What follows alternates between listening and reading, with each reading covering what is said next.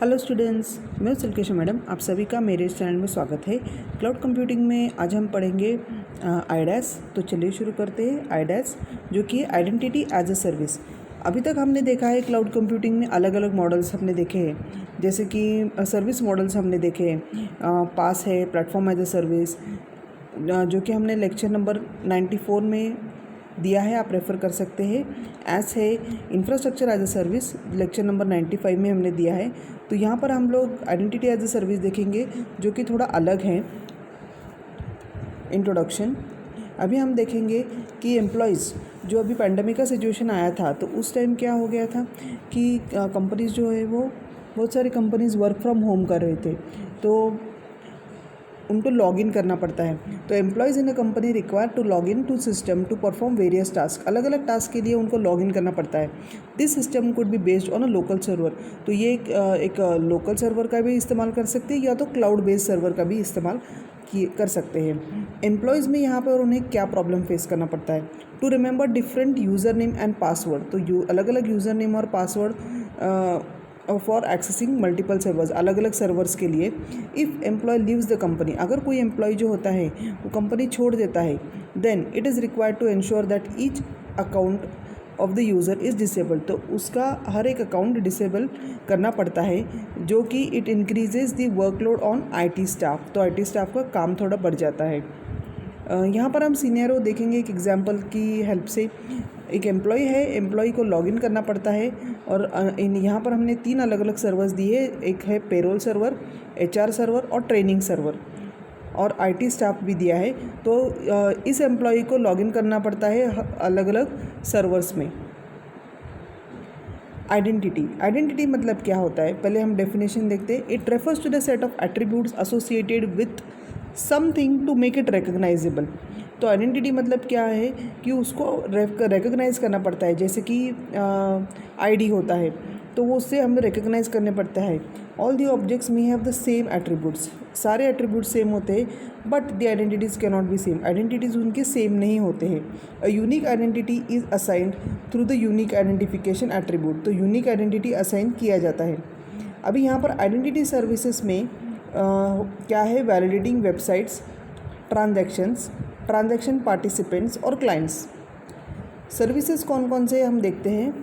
पहली तो है डायरेक्टरी सर्विस, फिर आता है फेडरेटेड सर्विस, जिसे हम FIDM भी बोलते हैं। नेक्स्ट है रजिस्ट्रेशन, फिर है authentication service, risk and event monitoring, SSO जिसे हम single sign on, then identity profile management. अब देखते हैं सिंगल साइन ऑन, जिसे हम SSO भी कहते हैं। It is a session and user authentication service that permits a user to use one set of login credentials. तो जैसे हमने देखा है कि नाम से हमें दिखाई दिया है कि सिंगल साइन ऑन मतलब एक ही बार करना है, एक ही बार साइन इन करना है।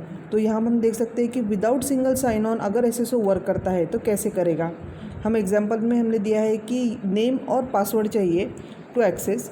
तो अगर SSO नहीं है तो उन्हें लॉगिन करना पड़ता है हर एक सर्वर में। यहाँ पर हमने 4 सर्वर दिए हैं, हर एक सर्वर में यूज़र को लॉगिन करना पड़ रहा है। अगर SSO ना हो तो, अगर SSO हो तो क्या होगा? With SSO a user only has to enter their login credentials. उन्हें सिर्फ लॉगिन क्रेडेंशियल्स अपने एंटर करने पड़ते हैं एक ही बार, जो कि है सिंगल साइन ऑन।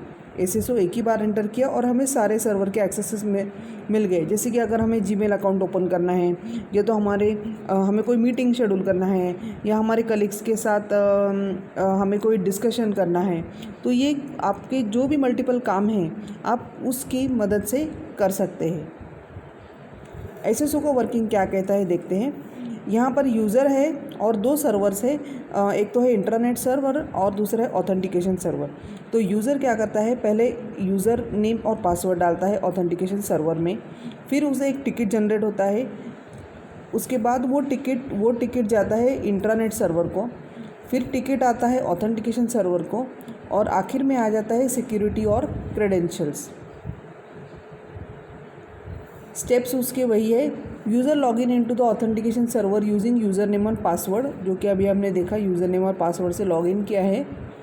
फिर authentication server returns the ticket, user sends the ticket to the intranet server, internet server sends the ticket to the authentication server, और आखिर user server sends the security credentials back to the intranet server. हमने देखा है 5th point में वो। अब आते हैं federated identity management. It describes the technology and protocols that enables the user to package the security credentials across security domains। तो वो क्या करता है, security credentials करता है। It uses security markup language, यहाँ पर ये SAML का इस्तेमाल करते हैं to package the user security credentials, user के security credentials वो मैनेज करता है। वर्किंग हम देखेंगे, यहाँ पर यूज़र है और 2 सर्वर है, ऑथेंटिकेशन सर्वर और इंट्रानेट। तो यहाँ से ये टिकट जनरेट किया जाता है और इसमें SAML पैकेट जो है इसका इस्तेमाल किया जाता है जो user credentials and access control करता है। अब आते हैं ओपन आईडी की तरफ। ओपन आईडी क्या होता है, नाम से पता चलता है वो ओपन है सबके लिए। It offers users to log in to multiple websites with single account. एक ही अकाउंट से वो लॉग इन करता है सारे इसमें। जैसे कि अभी यहाँ पर कंपनीज़ जो सपोर्ट कर रही है ओपन आईडी के लिए ये है गूगल, फ्लिकर, वर्डप्रेस, माईस्पेस और याहू। आखिर आते हैं आईडैस की तरफ। इसका सॉल्यूशन है आईडैस। IDAS offers management of identity information as a digital entity. This identity can be used during electronic transactions that are offered through the cloud via SaaS system. It offers the cloud-based authentication delivered and operated by the third-party providers on subscription basis.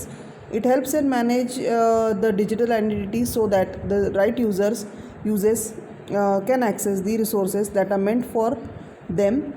It is used for both business and their customers. With feature, there is no need for end users to remember multiple account credentials, जो कि हमने देखा। Likewise, the system administrator can reduce the number of user account and they have to manage। तो वो हमने देखा है OpenID NSSO में। तो आज के लिए बस इतना ही। Thank you.